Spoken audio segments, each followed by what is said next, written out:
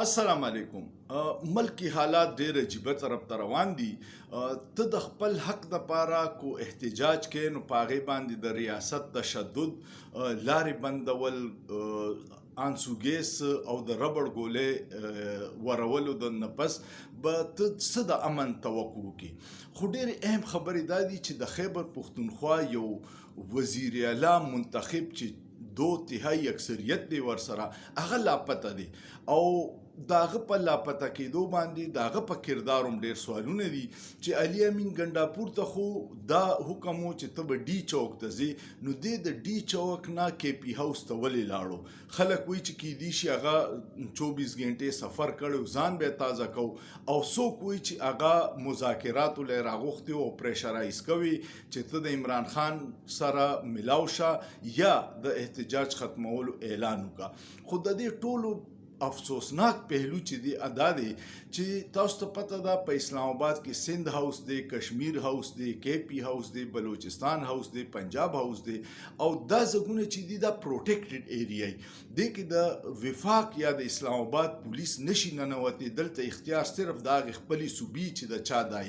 نو کے پی هاوس باندې پرون چې کم پولیس او رینجرز ورغلي دي او بیا څه فوټیج راله چې هغې دروازې ماتې دي، د سپیکر صاحب د کمره، د وزیر اعلی د کمرې دروازې ماتې دي. نو دا ډېر افسوسناک دی او دا ریاست په صوبې حمله ده. یو قسم له خلک چې کم ګڼي، کم قانون پسند آئین پسند خلک دا ګڼي چې دا د طاقت داسې مظاهره مخکې چرته نه ده شوې. او دویمه دا چې دا دویم ځل شو چې وزیر اعلی لاپته کیږي او تحریک انصاف والا خو دې پیرې له آفیشل پوسټر جاری کو چې او زموږ وزیر اعلی لاپته دی. تاسو اندازو کې چې په یو ملک کې وزیر اعلی لاپته کیږي، نو بلوچستان کې غریبانان چې د لاپته چغې وي یا قبایل چې وي، نو د هغوی به څه حلي؟ خو مسله دا ده چې مسله د سیاسي او دوی د طاقت په زور حل کوي او د هغې وجه دا ده چې دوی د عوامو حقوق ختموي. دا آئینی ترمیم چې دی که نه، دا یو دومره ظلم به د پاکستان سره وشي چې اوس خو ته لاپته شي نو چرته عدالت دې تپوس کولی شي. په دې آئینی ترمیم کې د بنیادي انساني حقوق ختمي او ستا به دا اختیار نه چې ته چا کله د قومي سلامتۍ په نوم لاپته شوي یا یې ګرفتار کړي، نو یو عدالت ستا تپوس نشي کولی. د عدالتونو اختیار د دې نه ختمي. نو پاکستان کې خو د پاکستان دشمن څوک ګرفتار کړي نو هر سړی پې خوشحالي، خو مونږ خو بیا د خپل ذاتي دشمنیانو د سیاسي انتقام د پاره دقه د قومي سلامتۍ قانون به غلط استعمال کو او خپل سیاسي مخالفین به داسې په جیلون کې اچو چې د هغوی به عدالتونه تپوس نشي کولی. د دې خلاف چې هر امن پسند، محب وطن او قانون پسند سړی نه راپاسي، نو دا به د خپل نسلونو سره غداري کوي. دغه وجه دا چې تحریک انصاف د دې آئینی ترمیم مخالفت کوي، مولانا مخالفت کوي، مختلف بار کونسل مخالفت کوي. هغوی ته د دې نقصانات پته ده، عام سړي ته لا نه ده پته. خو په دې کې ډي چوک کې چې کم احتجاج و، کم د تحریک انصاف ورکرانو چې ظلم برداشت کو او کم همت او حوصله، دومره شیلینګ، دومره فایرینګ. خلک اکثر په سوشل میډیا ډېر مزاحیه خبره کوي، خو حقیقت دی. وایي دا څومره کنټینر چې دوی ته ایښودی وي، کودای په بارډر باندې ایښودی وي، نو کم از کم دهشتګردۍ نه خو به دا ملک بچ وکنه. خپل عوام دپاره اسلام آباد ډي چوک ته کو خلک راشي او یو څو نارې ووایي، نو قیامت بنا نشي، واپس بځي.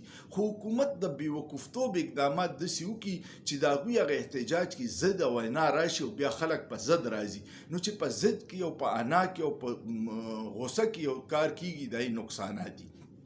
بیا د ریاست یو اداره چې دا هغه خلک ریاست ګڼي، کې ریاست د ادارو مجموعه ده او د هغوی نماینده محسن نقوي وزیر داخله، تاسو ته پته ده اول هغه کرکټ تباه کو، د کرکټ پی سی بي چیرمن دی، یا به زموږ د کرکټ سره مینه وه، خلکو به کرکټ ډېر په شوق کتو، یا یې داسې تباه کو چې اوس د څوک نوم نه علي. او اوس د امن و امان صورتحال هم د هغه د لاسه تباه دی، ځکه چې نااهله دی، سیاسي سړی نه دی. سیاستدان ټول غیب وو. تاسو کتلي د حکومت اکا دوکا وزیر و مخې له راغلي، نور هېچا بیان نه دی ورکړی. نو دې نه اندازه وکړئ چې مسله د چا دوو په منځ کې ده. بل پکې دا ده چې عوامو کې د پخپله راوتي او د تحریک انصاف لیډرشپ ټوټل ناکامو، کم چې په اسلام آباد کې او تش د کورونو نه یا د یو خفیه مقام نه بیانونه ورکول او نور میدان ته ډي چوک ته اکا دوکا راغلي، نور هېڅوک نه دي راغلي.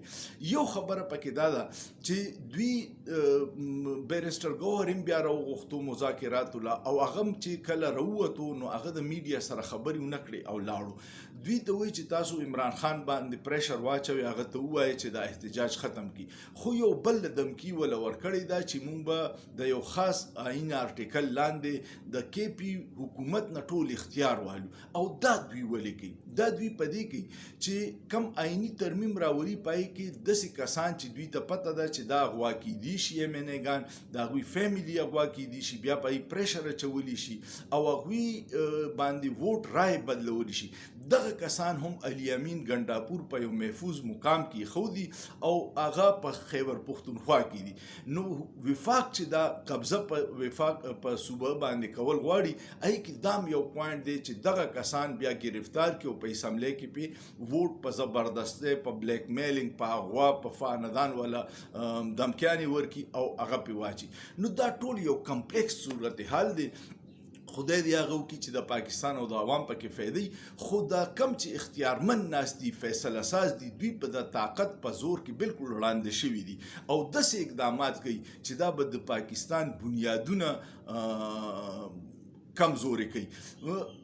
یو درته بله ډیره اهم خبره وکړم. 30-40 سال مخکې طاهر القادر یو خبره کړې وه چې د شریف خاندان دا خواهش دی چې د فوج نه د پنجاب پولیس جوړ کړي، او هغه کار یې پرون کړی چې نوټیفیکیشن یو جاري کو چې فوج یې په لاهور کې راوغوښتو او په سوشل میډیا چې کوم نوټیفیکیشن گردش کوي او هغې کې دا لیکلي چې فوج سره به د گرفتارۍ، د لاټي چارج، د دې هر څه اختیاري.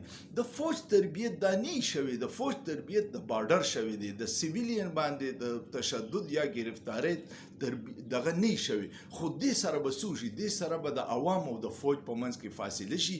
خدای دپاره فوج د داسې کارونو دپاره مه استعمالوي چې عوام کې د هغوی تاثر نور خراب شي. اسلام آباد کې تاسو ولیدو پولیس تشدد کو، رینجر کو، خو فوج سره پولیس عوامو سره بالکل امن او هغوی ته هیڅ نه وي.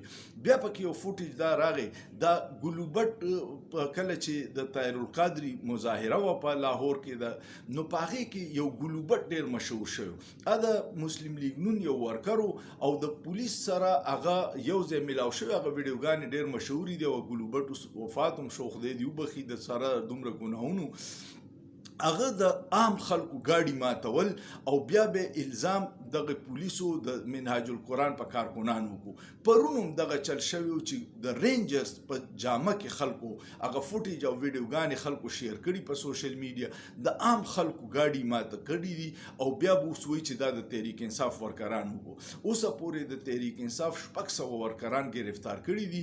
دا یو ډېر لوی تعداد دی. دومره خو د اپوزیشن پارټي، د حکومتي پارټیانې پوره احتجاج لنشي رایستی څومره چې د تحریک انصاف صرف گرفتار کړي.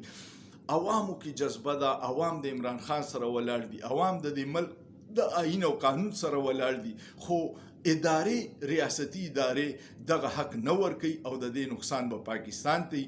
خدای دپاره د عقل او شعور نه کار والی، د خدای دپاره عوام خپلې سینې سره رانږدې کړي، خدای دپاره عوام دشمن مه ګڼئ. د دې نقصان مخکې مونږ په 71 کې اغستی دي چې د عوام مینډیټ تاسو نو تسلیم کړی او جنرال یحیی او بوټو صاحب چې اکثریتي پارټۍ له حکومت نو ورکړی، نو پاکستان 2 ټوټې شو. 93,000 فوجیان زمونږ قید ته لاړ. دا ډېرې افسوسناک خبره وه. هغې حالاتو ته بیا معاملات مه بوځئ چې پاکستان ته نقصان وشي. ویډیو مو خوښه شوه نو کمنټ وکړئ، لایک وکړئ، شیر وکړئ او سوچ پې وکړئ. په سوچ کې څه ګناه نشته.